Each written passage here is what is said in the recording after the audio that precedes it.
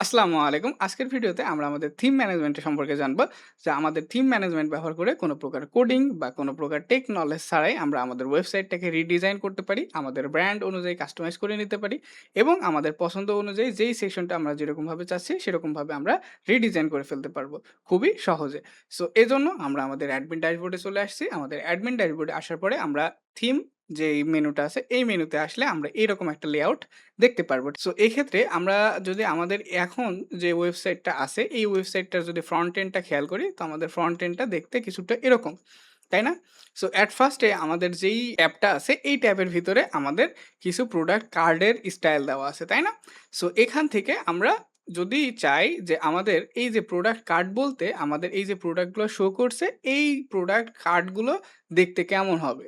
So এখান থেকে আমরা যদি ওইটা চেঞ্জ করে এইটা দিই, দিয়ে যদি সেভ সেটিংস এর উপরে ক্লিক করি, এখন খেয়াল করে দেখেন আমাদের এই যে প্রোডাক্টের কার্ডগুলো কিন্তু দেখতে অন্যরকম হয়ে গেল। এটা কিন্তু দেখতে খুবই সুন্দর লাগছে। এখন আমরা যদি এইটা না চাই, তাহলে আমরা এখান থেকে এইটা সিলেক্ট করা ছিল, আমরা এটা সিলেক্ট করতে পারি। এটা সিলেক্ট করে সেভ সেটিংস এটার উপরে ক্লিক করতে পারি।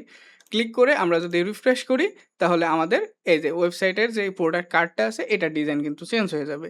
খুব সহজেই কিন্তু আমরা এখান থেকে অনেকগুলো ডিজাইন আছে। আমরা চাইলে এইটা ইউজ করতে পারি। এটা এখান থেকে সিলেক্ট করব। সিলেক্ট করে সেভ থিম সেটিংস এটার উপরে ক্লিক করলে কিন্তু আমাদের এই যে প্রোডাক্ট কার্ডের ডিজাইনটা কিন্তু চেঞ্জ হয়ে যাবে। ঠিক আছে? সো এটা আমাদের প্রোডাক্ট কার্ডের ডিজাইন। এখন আমরা যদি মনে করি যে আমরা এবার যাব হোম পেজ লেআউটে। এখন আমাদের হোম পেজ লেআউট হিসেবে আমরা বেসিকভাবে ২ টা লেআউট দিছি, একটা বাংলা আর একটা ইংলিশ। এখন এই লেয়ারটা খেয়াল করেন, এই লেআউটটাতে বাংলায় আছে। আমরা যদি মনে করি যে আমরা আমাদের ওয়েবসাইটটাকে ইংলিশে উপস্থাপন করব, সেজন্য আমরা ইংলিশটা সিলেক্ট করে সেভ সেটিংসে ক্লিক করলে আমাদের পুরো লেআউটটা এখানে ইংলিশে হয়ে যাবে। ঠিক আছে? আবার আমরা চাইলে এখান থেকে বাংলা সিলেক্ট করে সেভ সেটিংসে ক্লিক করলে বাংলা হয়ে যাবে। এরপর হেডার হিসেবে আমরা আপাতত ৪ টা ডিজাইন রাখছি। আমরা প্রতিনিয়তই আমাদের সিস্টেম আপগ্রেড করছি। সো এখানে আমরা আরো বেশি কম্পোনেন্ট ভবিষ্যতে পাবো। সো এখানে আপাতত আমরা ৪ টা রাখছি। আমরা এখান থেকে ধরেন এখন এইটা সিলেক্ট করা আছে। আমরা যদি ডার্ক থিমের ভিতরে চাই, তাহলে আমরা এটা সিলেক্ট করে সেভ সেটিংস এটার উপর ক্লিক করব। ক্লিক করলে আমরা এখন যদি এইখানে রিফ্রেশ করি, খেয়াল করে দেখেন আমাদের হেডারটা কিন্তু চেঞ্জ হয়ে গেছে। এই হেডারটাও কিন্তু দেখতে অনেক প্রিমিয়াম। আবার আমরা যদি মনে করি যে এইটা ইউজ করব না, আমরা চাইলে এটা ইউজ করতে পারি। সিলেক্ট করে আমরা সেভ সেটিংস এটার উপরে ক্লিক করব। ক্লিক করার পরে এবারে আমরা এখানে এসে রিফ্রেশ করে দেখব যে আমাদের এটা দেখতে কেমন লাগছে। সো আমাদের কাছে যেটা বেটার মনে হবে আমরা সেটা ইউজ করব এখান থেকে। সো আমাদের এটা বেটার মনে হচ্ছে আমাদের এই প্রোডাক্টের জন্য। সো আমরা এইটা সিলেক্ট করে সেভ সেটিংস এটার উপরে ক্লিক করব। ক্লিক করার পর এবার ফুটার হিসেবে আমাদের ৪ টা আছে, ২ টা ডার্ক থিমে, ২ টা লাইট থিমে। আমরা যেটা মন চাই সেটা আমরা এখান থেকে ইউজ করতে পারবো। আমরা জাস্ট এখান থেকে সিলেক্ট করে সেভ করে দেখব যে এখানে কিরকম লাগছে। সেই অনুযায়ী আমাদের যেটা ভালো লাগে আমরা সেটা সিলেক্ট করে রাখবো। এরপর অ্যাকশন লেআউটের ক্ষেত্রে আমরা যদি কোনো একটা প্রোডাক্টের ডিটেইলস পেজে যাই, এখানে খেয়াল করে দেখেন এখন আমাদের এই যে অ্যাকশন লেআউট, অর্থাৎ এই যে কার্টের ইনক্রিজ ডিক্রিজ বাটন, কার্টের বাটন, অর্ডার করুন বাটন এবং আমাদের হচ্ছে উইশ লিস্ট, হোয়াটসঅ্যাপে অর্ডার করুন, এই বাটনগুলা যেই রকম লেআউটে দেখাচ্ছে এই লেআউটটাকে পরিবর্তন করতে হলে আমরা অ্যাকশন লেআউট ইউজ করব। আপাতত আমাদের এই অ্যাকশন লেআউটটা ইউজ হচ্ছে আমাদের এই ওয়েবসাইটটার জন্য। এখন আমরা যদি এটা চেঞ্জ করি, এটা সিলেক্ট করি, করে সেভ সেটিংস এর উপরে ক্লিক করি, তাহলে এবার আমরা যদি এখানে এসে রিফ্রেশ করি, এখানে খেয়াল করে দেখেন ওই ধরনের আমাদের অ্যাকশন লেআউটগুলো সেরকমভাবে মিনিমাইজ হয়ে গেছে। আবার আমাদের যদি এটা পছন্দ না হয়, তাহলে আমরা এটা সিলেক্ট করতে পারি। এটা সিলেক্ট করে আমরা সেভ সেটিংস এটার উপর ক্লিক করব।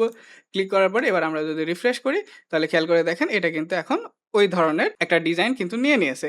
সো এইভাবে কিন্তু আমাদের এই যে অ্যাকশন লেআউটটা আছে, এই অ্যাকশন লেআউটটা আমরা এখান থেকে পরিবর্তন করতে পারবো। সো আমরা আপাতত যেহেতু এটা বাংলা থিমে ইউজ করছি, সেজন্য আমরা এটা বাংলা রাখার ট্রাই করব। সো এটা এখান থেকে সিলেক্ট করে সেভ সেটিংস এটার উপর ক্লিক করব। এবার বটম নেভবার হিসেবে আমরা আপাতত ২ টা রাখছি, একটা ব্ল্যাক, একটা হোয়াইট, অর্থাৎ একটা ডার্ক থিমে, একটা লাইট থিমে। ঠিক আছে? এরপরে আমরা প্রোডাক্ট ডিটেইলস। এখন খেয়াল করে দেখেন যে প্রোডাক্ট ডিটেইলস পেজে আমাদের এই ধরনের একটা লেআউট এখন আছে।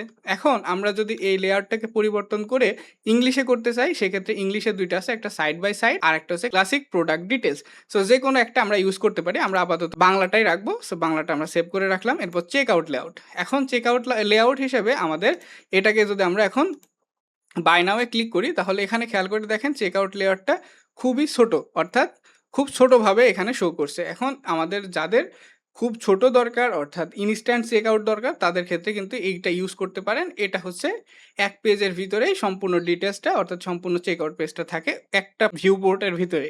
এখন আমাদের যদি একটু ডিটেইলে দরকার হয় তাহলে আমরা কিন্তু এটা ইউজ করতে পারি। এখানে এটা সিলেক্ট করে আমরা যদি সেভ সেটিংস এটার উপরে ক্লিক করি, এবার আমরা যদি আমাদের চেকআউট পেজটাকে একটু রিলোড করি, এখানে খেয়াল করে দেখতে পারবেন যে আমরা এখানে বড় একটা চেকআউট পেজ দেখতে পারছি। অনেক ডিটেইলস সহকারে আমরা কিন্তু চেকআউট পেজটা দেখতে পারছি। সো আমাদের যেটা প্রয়োজন হবে আমরা জাস্ট এখান থেকে সেটা সিলেক্ট করব, করে সেভ সেটিংস এটার উপরে ক্লিক করব। ক্লিক করার পরে আমরা এখানে এসে রিলোড দিয়ে দেখব যে কেমন লাগছে। ঠিক আছে?